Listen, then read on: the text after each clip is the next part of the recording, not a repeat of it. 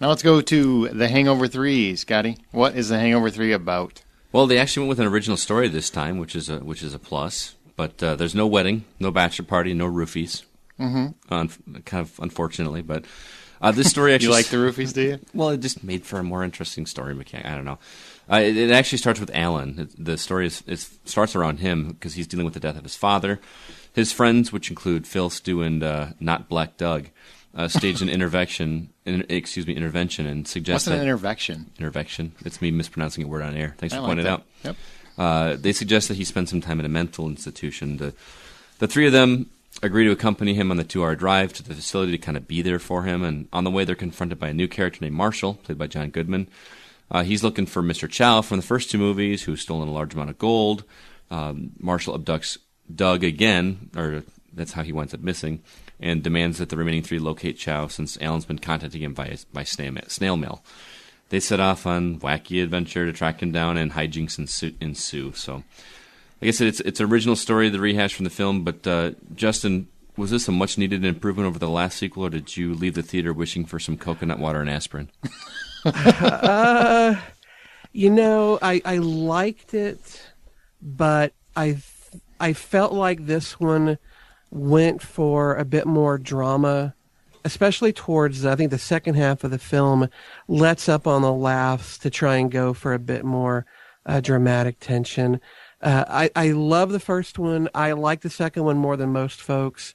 I wanted to like this one as much as the first, and I came away not. I did like the story, though, and I really loved how they tried to tie into that first movie in so many ways. In fact, there's one scene where Black Doug mentions something, and they cut back to a scene from the first one. Mm-hmm. I never noticed he said what he said, but in this was like, oh, shit. Yep. So they tie things around. They put a little bow on it. For the end film, I think it was okay, but I still think they could have done it a little bit better, made it a bit more funny. Mm-hmm. I admired him changing the story for the series and going a different way, but they just chose poorly. Chow and Alan cannot carry a film, not even together. It's to me, it's the curse of the beloved supporting character, where you think people love them so much in the previous movies that you decide to make them the stars of this movie. It felt almost like a spin-off. Yeah, it almost did feel like a spin-off, because you've got, in the entire story, you've got Phil and Stu are barely in it. They have nothing to do. I mean, they're in the movie, but they have nothing to do. Mm-hmm. Absolutely nothing. The whole movie is about Chow and Alan, and Chow is a 5-minute character to me. He's 5 minutes. 5 minutes, he's fucking hysterical. 45 minutes or an hour and 45 minutes, I want to choke him, and I want to run out of the theater screaming and crying. He's just not funny. Alan is great in bits, and trying to pitch maturity to the character and make him central, it just didn't work. I did like that they're taking him to a mental hospital and they're getting together.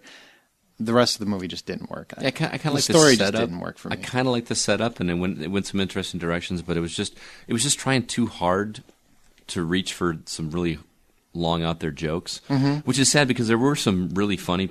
The first parts. 15 minutes of the movie are freaking hysterical. Mm-hmm. I thought the first 15 minutes and the last 5 are hysterical. Mm-hmm. But you got all those. They're just too few and far between a bunch of forced moments that just were unnecessary. Mm-hmm. What about the acting? I know it's the same characters. Obviously, we got a couple of new ones, but Aaron, what did you think about the performances? Zach Galifianakis tries his best, sincerely. It's too much of a good thing. And Ken Jeong, is that how you say? Jeong. He just grates on my nerves. How many blowjob jokes can one guy do and still be relevant? It's not funny anymore. I like him better when he's less exaggerated. Like, he wasn't Knocked Up. Knocked Up, he was very, very funny. And he was less exaggerated. He just was a comedian. This one, he's taking the character. He's exaggerating the shit out of that character. Mm-hmm. And it's old. It's just awful. I thought it was awful. And what the fuck? You got the 2 centerpieces of the movie and one of the biggest movie stars currently in the world, Bradley Cooper, who has nothing to do but say fuck, what the fuck, and how the fuck. That's his entire character in the movie. And Stu, who I thought was great, even though The Hangover 2 wasn't a great movie, I liked it a lot. I thought it was funny, and most of the funny parts were Stu's, because he's really funny. And you give him nothing to do. So you've made the whole movie Alan and Chow. It's just bad call, man. They seem more tired with the series than the audience. Yeah, absolutely. Justin, what about you? What'd you think? They did what they needed to do. I do agree with Aaron. Bradley Cooper, seriously underused I'll put this out there for my wife. He was also far too clothed for her. She really needed a shirtless Bradley Cooper scene. She did not get it. Even it was so fucking funny. Even in the movie, they're like, "Why don't you take your shirt off?" And he looks at him like, "Why would I do that?" My wife was like, "Yeah, take it off." They didn't get that scene. All in all, I mean, Zach Galifianakis, I think, really did a good job all the way through it. But even though he's doing a good job, that doesn't mean I like that he's constantly at the center of it. And Ken Jeong, I liked him more than you guys, I think. He did get a little old after a while, but there were still a lot of funny moments with him. But, you know, at the end of the day, I do regret that this was less about the wolf pack and so really focused on those two characters in particular.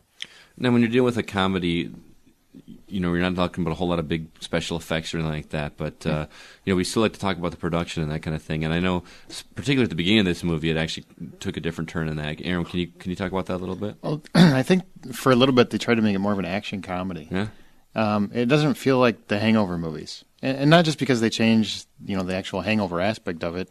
I mean, it seems like they're trying to emphasize a lot of action elements, especially at the beginning. There's a huge prison escape. Yeah. That, you know, it's actually well done. It was well directed. You mean that Shawshank Redemption? Yes, exactly. But honestly, it just didn't work for me. Nothing that the production direction wise looked fine. The movie looks good. It looks like a big budget comedy. It's just that not giraffe though not funny. Looked terrible. Yeah, it looked pretty CGI. The whole CGI thing, it almost looked like something I would have seen 15 years ago. It's like, dudes, put a little extra money into your computer guys, because this looks like shit. Right. Well, Todd Phillips, he steered the ship, and the ship sunk as far as I'm concerned. And seriously, what you said about the beginning of the movie feeling like or most of it feeling like an action movie, I think if you had walked into this movie without seeing the previous two, you wouldn't even know it was a comedy for the first 10 or 15 minutes of the movie. Probably. It felt like a straight up action, you know, prison escape kind of thing, and there was. I knew what it was, and I didn't take it as a comedy for most of the running time. Well, they didn't get into the prison, I didn't think, stuff until a little bit further into it, didn't it? No, that was right at the beginning. It was during the opening credits with the Mm-hmm. Yeah, right okay, that's right. I keep thinking that the giraffe was the opening bit, but yeah, no, I think you're that took right. place after. So I anyway, didn't hate it. Just could have been better. So Justin, what's your final verdict on this one? You know, I'm feeling a little generous because Furious 6 really had me pumped up.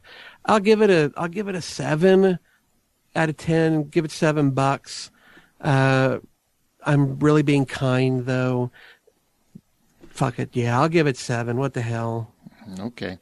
It's the end of the franchise. It started off good. I got more laughs out of this series than I have out of a lot of comedies. Yeah. Just all around poor decisions on the part of the filmmakers for me.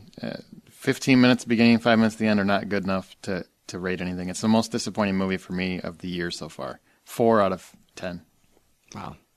I think it's plagued by series fatigue, honestly. It simply tries to make a long joke out of a one-liner and also suffers from showcasing the wrong actors. I give it a 4.50 out of 10. And the only reason I gave it a 50 over you is the scene after the credits. Yeah, the after the credits genuinely scene. Is so Which, funny. honestly, after seeing the movie, it should have been the movie. It really should have.